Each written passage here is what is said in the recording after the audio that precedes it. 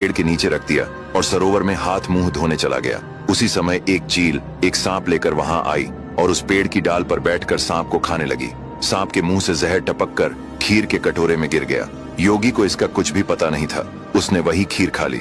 जहर का असर होते ही वह तड़पने लगा और दौड़ता हुआ मेरे घर आया। वह बोला, तूने मुझे जहर दे दिया है।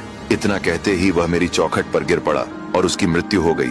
तभी आसपास के लोग इकट्ठा हो गए और मुझे योगी की मृत्यु का दोषी मानकर यहाँ लाकर जमीन में गाड़ दिया।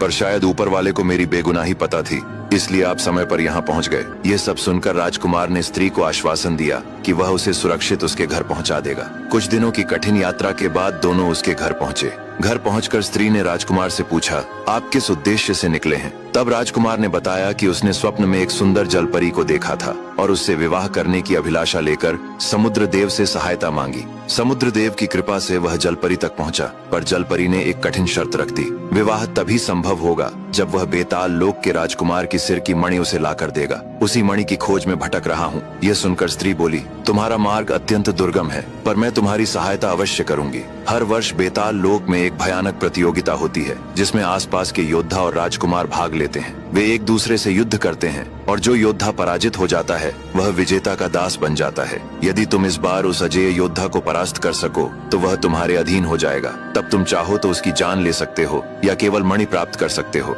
पर आज तक कोई भी उसे पराजित नहीं कर पाया है, लेकिन इस कार्य के लिए मेरे पास तुम्हारे लिए कुछ है। उसने आगे बताया कि जब वह गंधर्व देश में रहती थी तब गंधर्वों के गुरु उसके घर आए थे। उसने उनकी निष्ठा से सेवा की थी। प्रसन्न होकर उन्होंने उसे वरदान मांगने को कहा था जिसे उसने भविष्य के लिए सुरक्षित रखा था। आज वह समय आ गया है। यह कहते हुए उसने थोड़ा सा जल लिया और भूमि पर छिड़क दिया। क्षण भर में गंधर्व देव प्रकट हो गए। स्त्री ने विनम्रता से कहा, गुरुदेव, मेरा वरदान यह है कि यह राजकुमार बेताल लोक के युद्ध में विजयी हो। गंधर्व देव ने नेत्र बंद किए और एक दिव्य गंधर्व योद्धा की आत्मा को प्रकट किया और उस आत्मा को उन्होंने राजकुमार के भीतर प्रविष्ट कर दिया। फिर आशीर्वाद देते हुए कहा, तुम्हारी विजय निश्चित है। यह कहकर वे अंतर्ध्यान हो गए। फिर राजकुमार ने उस स्त्री को धन्यवाद दिया जिसने उसकी सहायता की थी और अपने लक्ष्य की ओर बढ़ गया।